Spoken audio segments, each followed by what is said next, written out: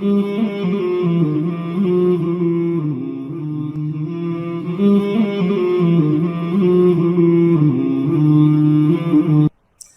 میں خنجر لگا، نماز فجر کی نماز پڑھاتے، اب ایک دم گرے، وہ چھپا ہوا تھا ابو لولو مجوسی، اس نے 7 وار کیے خنجر کے پیٹ میں، تو اب گرے، تو پہلی صف والوں کو تو پتہ تھا پیچھے نہیں، تو عبد الرحمن بن عوف نے لپک کے آگے مصلی پہ کھڑے ہو کے نماز شروع کر دی، اور چند آدمی اس کو پکڑنے کے لیے بھاگے، پھر اس نے آگے جا کے اپنے آپ کو خنجر مار کے اس نے خودکشی کر لی، اٹھا کر مکان پر لے گئے، دودھ پلایا گیا تو وہ آنتوں سے باہر نکل گیا، کہنے لگے موت کا پیغام آ گیا ہے، تو اپنے بیٹے کو بلایا کہ بیٹا جا کر اماں جان عائشہ سے کہو کہ عمر امیر المومنین نہ کہنا، اب میں امیر المومنین نہیں ہوں، کہنا کہ عمر بن خطاب اپنے دونوں ساتھیوں کے ساتھ قبر کی جگہ چاہتا، اگر مجھے اجازت مل جائے تو مجھے وہاں دفن کرنا، اگر اجازت نہ ملے تو مجھے عام قبرستان میں دفن کر دیں۔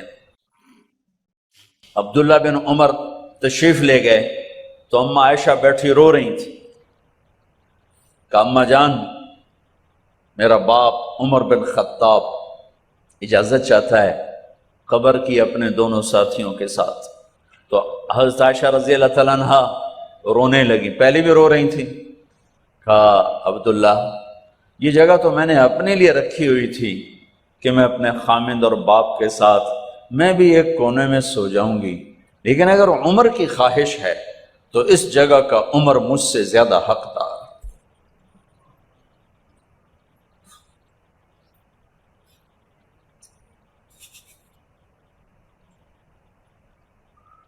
بیٹے نے آ کر کہا ابا جان مبارک ہو، اجازت ہو گئی، کہا بیٹا ہو گئی، لیکن جب میری میت اٹھاؤ تو دروازے پر جا کر رکھنا اور ایک دفعہ دوبارہ پوچھنا، ہو سکتا ہے میرے شرم میں اجازت دی ہو اور میرے مرنے کے بعد انکار فرما دیں، تو ایک دفعہ دوبارہ پوچھنا، اس وقت پہ اجازت ملے تو پھر لے جانا ورنہ واپس لے جانا۔ حضرت علی اور حضرت حسن تشریف لائے جس دن انتقال ہو رہا ہے، تو گھبراہٹ دیکھی تو حضرت علی نے فرمایا عمر موت سے ڈر گئے ہو؟ کہ نہیں موت سے نہیں ڈرا، موت کے بعد کیا ہوگا اس سے ڈر گیا۔ یہ کون کہہ رہا ہے؟ میرے بعد کوئی نبی ہوتا تو عمر ہوتا، یہ وہ کہہ رہا ہے۔ یہ کون کہہ رہا ہے؟ آپ نے کہا آج رات میں جنت میں گیا تھا، میں نے ایک بڑا خوبصورت محل دیکھا، سونے چاندی زمرد یاقوت موتیوں کا، میں نے کہا یہ کس کا ہے؟ تو مجھے کہا گیا یہ آپ کے غلام عمر بن خطاب کا ہے۔ کون کہہ رہے ہیں؟ موت کے بعد جو ہوگا اس سے ڈر رہا ہوں۔ کہ آپ مسجد میں انٹر ہوئے، مسجد میں ایسے لوگ تھے، ادھر ابو بکر تھے اور ادھر عمر تھے، ہاتھ دیو،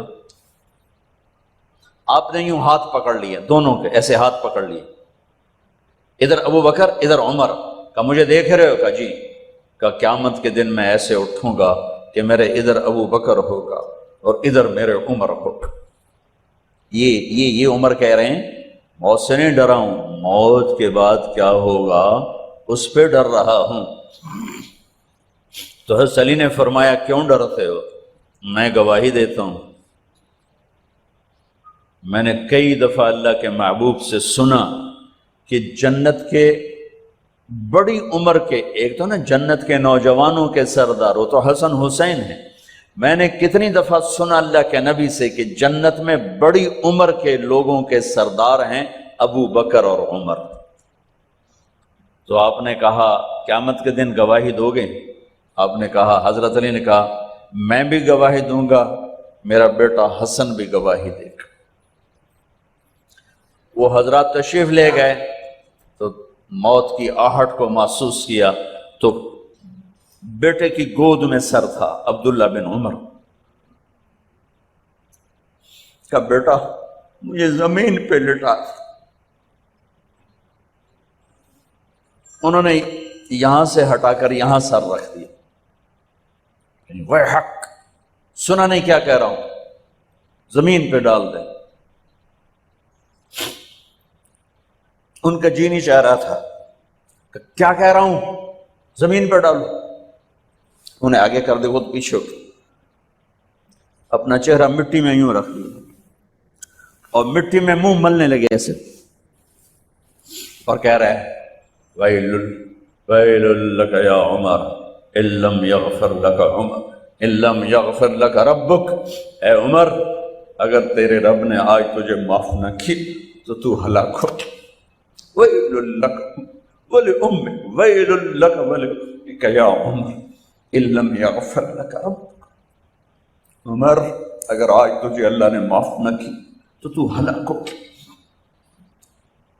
اتنے بڑے مقام والے، 1,24,000 میں ایک آدمی ہے مراد، جسے مانگا گیا ایک آدمی، یا اللہ عمر دے دے میرے اسلام کی بلندی کے لیے۔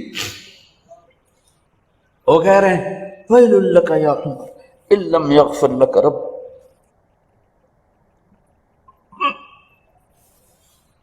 اے عمر تو برباد ہو گیا اگر تیرے رب نے تجھے معاف نہ کی۔ یہ کہتے کہتے کہتے کہتے جان نکل گئی۔ صہیب رضی اللہ عنہ نے آپ نے وصیت فرمائی تھی میرا جنازہ صہیب پڑھائے، رومی، جنازہ پڑھایا گیا، کندھوں پہ اٹھایا گیا، اور آ کر اماں جان عائشہ رضی اللہ عنہ کے دروازے پر عبداللہ بن عمر، باقی تو کوئی پتہ نہیں تھا کسی کو، گوے ٹھہر جاؤ جنازہ یہاں رکھ دو۔ پھر آگے بڑھے، دستک دی، اماں جان میرا باپ عمر بن خطاب دروازے پہ پہنچ چکا ہے، اندر آنے کی اجازت ہے؟ تو اماں جان عائشہ نے فرمایا مرحبا بعمر، ہم عمر کو خوش آمدید کہتے، اور باہر تشریف لے گئیں۔ وہیں حجرہ مبارک میں قبر کھودی گئی تو عبداللہ بن عباس فرماتے ہیں کہ میرے کندھے پر کسی نے ہاتھ رکھا، تو میں نے یوں پیچھے مڑ کے دیکھا تو جناب امام المتقین حضرت علی کھڑے ہوئے رو رہے تھے اور فرما رہے تھے عمر مجھے پتا تھا تیرے سوا یہاں کوئی نہیں آ سکتا، مجھے پتا تھا یہاں تو ہی آئے گا اور کوئی نہیں آ سکتا، چونکہ میں نے ہزاروں دفعہ سنا خرجت انا و ابو بکر و عمر دخلت انا و ابو بکر و عمر، میں نے ہزاروں دفعہ اپنے نبی کی زبان سے سنا میں اور ابو بکر عمر گئے تھے، میں اور ابو بکر عمر آئے تھے، میں اور ابو بکر عمر اندر گئے تھے، میں اور ابو بکر عمر باہر گئے تھے، میں نے اپنے نبی کے نام کے ساتھ تجھے اور ابو بکر کو اتنا سنا ہے کہ کسی کو نہیں سنا، لہذا مجھے پتا تھا تو اسی جگہ پہ آئے گا، تیری یہی جگہ ہے۔ میرے بھائی بہنوں، یہ وہ لوگ ہیں جنہوں نے رضی اللہ عنہ کا ٹائٹل جیتا اور پھر روتے روتے مر گئے۔ مجھے کیا خبر کیا ہونے والی، آپ کو کیا خبر کیا ہونے والی؟ بے شک میرا رب رحیم ہے، وہ اس کے رحم کے تو فعلی کام بنے گا، کیڑیاں تقریراں تے کیڑے علم، کیڑیاں نمازاں تے کیڑیاں تجدہ، کم تو اس کی رحمت پر بنے گا، پر یہ اعمال اس کی رحمت کو لینے کا راستہ ہیں۔ یہ بھی ٹھیک نہیں ہے کہ اللہ غفور الرحیم ہے آپ ہی معاف کرے گا، یہ یزید اور حسین کو برابر تو نہ کر، آل رسول کی بوٹی بوٹی نوچ دی جائے اس کی رضا کو ڈھونڈنے کے لیے۔ وہ نہیں کہہ سکتے تھے اللہ بڑا غفور الرحیم؟ اس لیے بھائی بہنوں، معاملہ بے شک اللہ کی ذات سے ہے، بڑا کریم ہے، آنسو دیکھنا چاہتا ہے، ندامت دیکھنا چاہتا ہے۔ کون ہے جس سے گناہ نہیں ہوتی؟ کون؟ میں اسے انسان ماننے کے لیے تیار نہیں، یا تو وہ کوئی فرشتہ ہے یا نبی ہے، نہ نبی آ سکتا ہے نہ ہم فرشتے ہیں، وہ انسان ہی نہیں جس سے خطا نہ ہو۔ لہٰذا میں اپنے رب کی قدرت پہ قربان جاؤں، رحمت پہ قربان جاؤں کہ اس نے توبہ کے لیے نہ عمر کی قید نہ عدد کی قید. ابھی تو 60 سال کا ہو گیا ہے، 70 سال کا ہو گیا، اب تیری کوئی توبہ نہیں، آخری سانس میں آ جا قبول ہے. ابھی تیری 100 دفعہ ٹوٹ چکی ہے توبہ، اب 101 دفعہ قبول نہیں، 1 کروڑ دفعہ توڑ کے آ جا قبول ہے.